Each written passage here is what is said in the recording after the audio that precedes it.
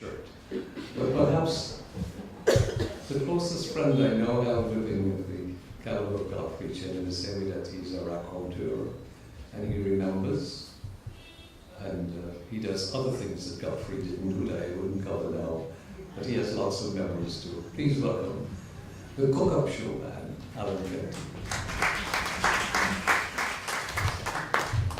Thank you. I'll go at rapid fire pace because I have prepared too many excerpts from something that is not Godfrey Chin. I'm really proud to be here tonight. Thanks to Vic. And who is Isabella de Caries? You are. Oh, yes. Nice meeting you. 21 years ago, your mother and father agreed. Oh, that is Mr. Ramford is there. Yes, Sonny Ramford. The man was my father. Not many people know my father. Yes, your mother and father agreed that I should write A Man in the Street, unpretentious column, and this has been the only discipline in my life for 21 unbroken years. And on the Friday, the July 17, 2009, I wrote these words. I said, yes, my own July-August holidays laziness kicks in here today, but with a purpose. I am using the late Charlie de Florimonte's beautiful nostalgic descriptions of his boyhood days in Kitty, of the 40s and the 50s, to reminisce on what children, especially boys, used to do during the long July-August school holidays.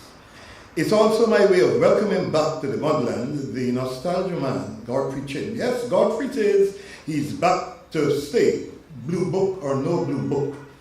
Now, know that in my school days, boys and girls, we didn't really use the word vacation. I didn't know that word till I was a big boy. And we certainly would not, and we would have been ashamed and would not have used the word summer to describe July-August. Because all we knew about July-August was streets and excursions and so on. So I thought I would just read just 2 or 3 little excerpts from Charlie de Florimonte's work. Why? Because Godfrey and I would sit and discuss that at Vic's Guy Enterprise, and you nearly upstaged me there with this Chinese in sport that I'll come to. But I want to say before I attempt to read, my eyes aren't good now. Most parts of me are not working as they ought. I find that funny.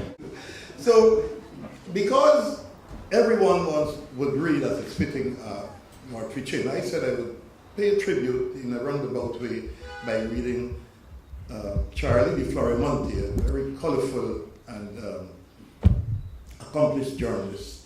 And you see how close it is to what Godfrey Chin would say, and I did discuss it with Godfrey, some of this here. It's all about growing up in Kitty in the early days, and I did some of that.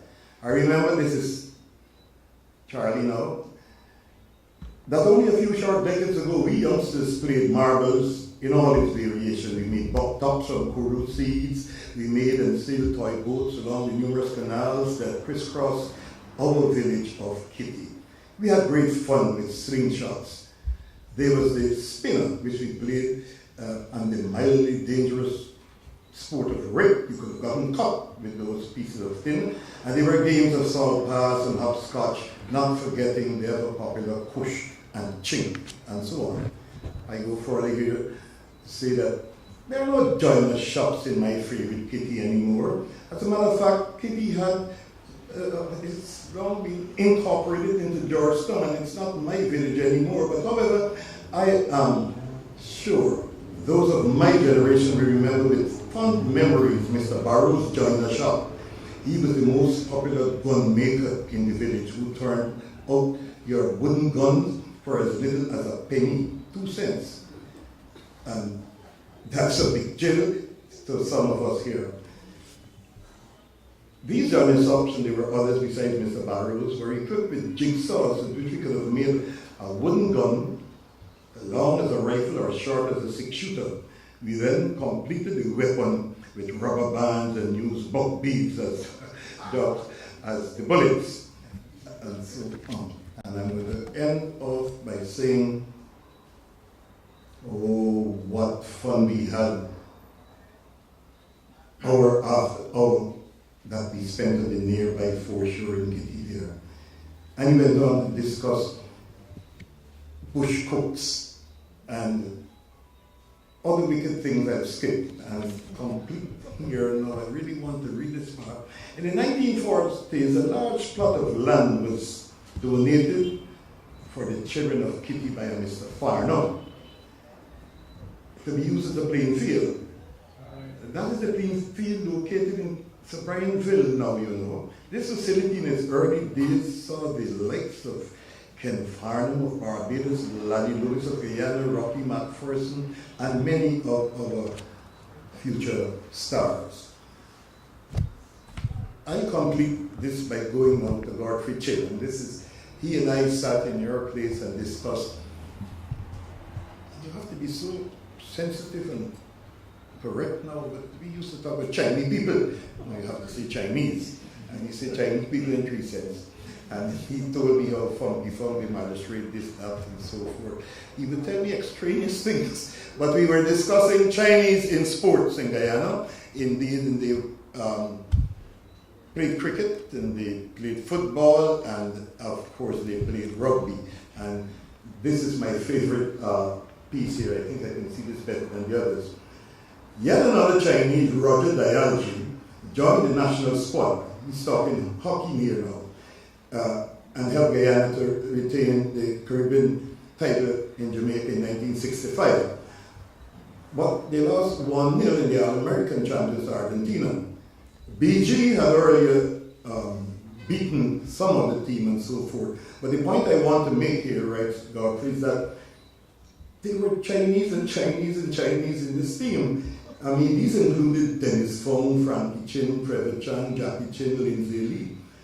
In 1972, Godfrey Chin, Gary Lee, his nephew Lindsay Lee, Dennis Fong, and so on. When the national 11 clashed with West Germany at Board in 1970, only Skip Roberts, captain, Harry Timmerman, and Gary Dornelis were not Chinese, justifying the Germans' captain's query, are we playing Guyana or Chinatown? Cassian Metterholzer and Morris Pollard, hockey sportcasters, had gathered that afternoon with Chin, Lee, Fong. To put a hand into this, they were Godfrey, Walter, Jackie, Frankie, Gary, Rollo, Lindsay, and Dennis. And adding to this Chinese fried rice, Billy Lee was the coach. Thank you.